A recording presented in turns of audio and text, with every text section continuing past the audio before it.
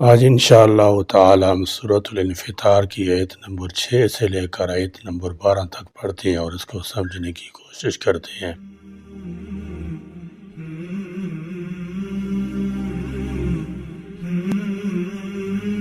اعوذ باللہ من الشیطان الرجیم، بسم اللہ الرحمن الرحیم۔ یا ایہا الانسان ما غرک بربک الکریم الذی خلقک فسواک فعدلک فی ای صورت ما شاء رکبک کلا بل تکذبون بالدین وإن علیکم لحافظین کراما کاتبین یعلمون ما تفعلون۔ یا ایہا الانسان، اے انسان، ما کس چیز نے غرکا دھوکے میں ڈالا تجھے، بے ربی کا تیرے رب کے بارے میں، الکریم جو بہت عزت والا ہے، یعنی تجھ پر مہربانیاں کرنے والے پروردگار کی مہربانیوں کا تقاضا یہ تھا کہ تو اس کا احسان مند ہوتا اور اس کا فرما بردار بن کر رہتا، مگر تو اس دھوکے میں پڑ گیا کہ تو جو کچھ بنا ہے از خود ہی بن گیا ہے۔ علاوہ ازیں یہ بھی تیری رب کا کرم ہے کہ تو جو کچھ چاہے کرتا رہتا ہے اور وہ فوری طور پر تم پر کوئی عذاب نازل نہیں کر دیتا۔ گویا تو نے اپنے رب کی مہربانیوں کو کمزوری پر محمول کیا اور اسی دھوکے میں پڑ گیا کہ تیرے رب کی مملکت میں انصاف نام کی کوئی چیز نہیں ہے، حالانکہ وہ صرف کریم ہی نہیں بلکہ وہ عادل بھی ہے اور قہار بھی ہے اور جبار بھی ہے۔ وہ پکڑتا دیر سے ہے مگر اس کی گرفت اتنی ہی شدید ہوتی ہے۔ یہاں اللہ تبارک و تعالیٰ کا خطاب براہ راست انسان کی طرف ہوتا ہے، جس سے واضح ہوتا ہے کہ انسان کے باطن قیامت کے کیا اثرات ہوں گے۔ ارشاد ہوتا ہے، یا ایہا الانسان ما غرک بربک الکریم، اے انسان، رب کریم کے بارے میں تجھے کس چیز نے دھوکے میں ڈال دیا ہے؟ تیرا رب تو بڑا کریم ہے، اس نے تم پر بڑی مہربانیاں کی ہیں، مگر تو اس کے بارے میں دھوکے میں کیوں پڑا ہوا ہے؟ اس کے کرم کا تقاضا تو یہ تھا کہ تو اس کی مہربانی کا شکریہ ادا کرتا، مگر تو دھوکے میں پڑا ہوا ہے، سمجھتا ہے کہ تجھ سے کوئی بات پرس نہیں ہوگی۔ تیرا وہ رب کریم ہے، الذی وہ جس نے خالقہ کا پیدا کیا تجھے، فسواکا پھر اس نے درست کیا، ٹھیک ٹھاک کیا تجھے، فعدلک پھر اس نے تجھے معتدل بنایا، الذی خالقک جس نے تمہیں پیدا کیا، تمہیں وجود کی نعمت اور احسن شکل صورت عطا کی، اس کے بغیر کوئی پیدا کرنے والا نہیں ہے۔ قل اللہ خالق کل شیء، وہی ہر شے کا پیدا کرنے والا ہے، اس نے نہ صرف پیدا کیا بلکہ فسواکا تجھے ٹھیک ٹھیک اور درست کر دیا، فعدلک تمہیں تمام ظاہری اور باطنی قوتوں سے نوازا، تیرے تمام اعضاء کو برابر کیا، باقی تمام مخلوق سے ممتاز کیا، تمہارے لیے تمام ضروری سامان مہیا کیا، انسانی جسم کے لیے خوراک، لباس، رہائش کے لیے مکان اور دیگر چیزیں عطا کیں۔ اس طرح انسان کی باطنی قوتوں کو جن جن چیزوں کی ضرورت ہے سب کچھ مہیا کیا، اور انسان پھر بھی انسان ہے، بھٹک جاتا ہے، اپنے حقیقی سرپرست اور مالک الملک سے روگردانی کرتا ہے، پھر دوسروں کو سرپرست بنا لیتا ہے اور شرک میں مبتلا ہو جاتا ہے۔ حالانکہ قرآن پاک کی تعلیم یہ ہے کہ حقیقی سرپرست صرف خداوند کریم ہے۔ مسلمان خواہ کتنا امیر کبیر ہو، حتیٰ کہ بادشاہ ہو، پھر بھی وہ بحیثیت انسان سب کے ساتھ برابر ہے۔ اگر کسی پر اللہ تبارک و تعالیٰ نے کرم نوازی کی ہے، اس میں کوئی کمال رکھا ہے تو اس کی مہربانی ہے، ورنہ اس کمال کی وجہ مشکل کشا، حاجت روا یا معبود تو نہیں بن جاتا۔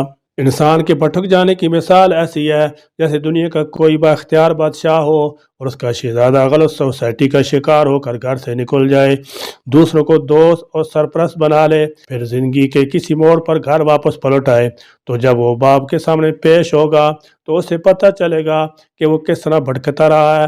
حالانکہ یہاں سب کچھ موجود ہے، مال و دولت، اختیار، عہدہ، علم، غرض ہر آسائش موجود ہے، مگر میں خواہ مخواہ بھٹکتا رہا۔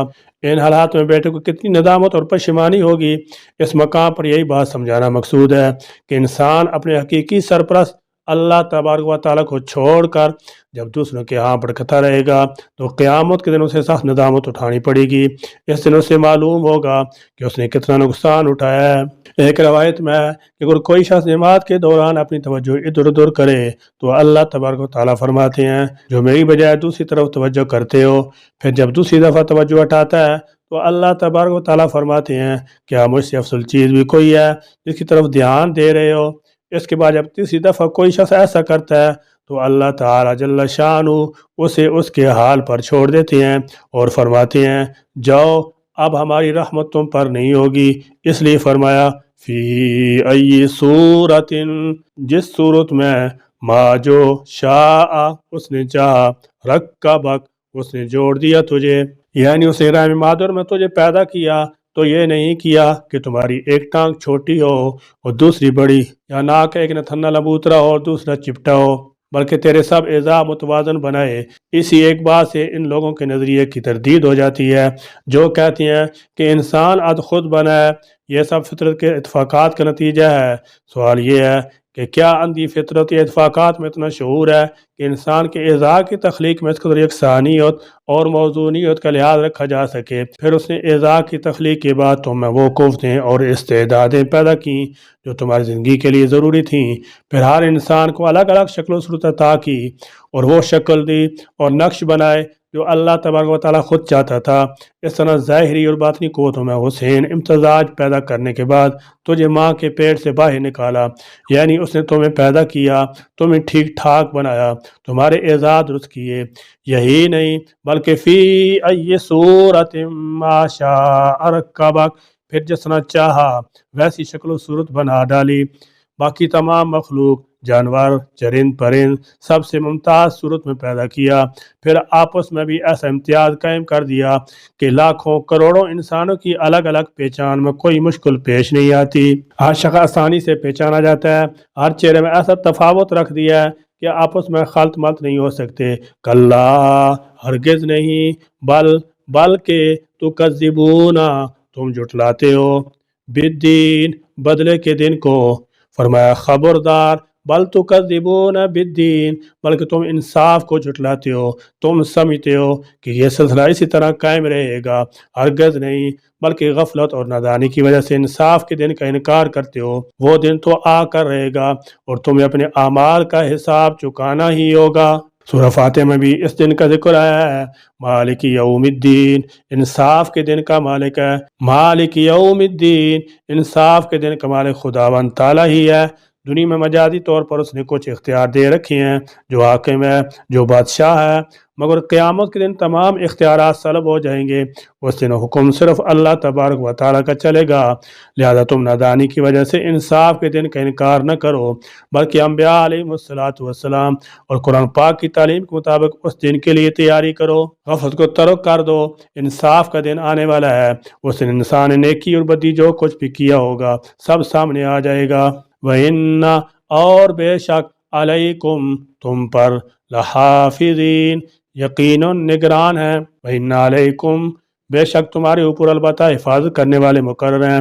اللہ تبارک و تعالیٰ نے انسان کو پیدا فرمایا، اسے اچھی شکل و صورت، اچھے اعضاء، ظاہری اور باطنی قوات سے نوازا ہے، تو ان اعضاء اور اعمال کی حفاظت کا بندوبست بھی کیا ہے۔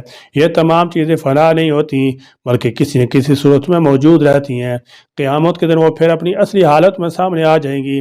تمام انسان اسی جسم اور روح کے ساتھ دوبارہ زندہ ہوں گے، ان کا محاسبہ ہوگا اور جزا و سزا کے مستحق قرار پائیں گے۔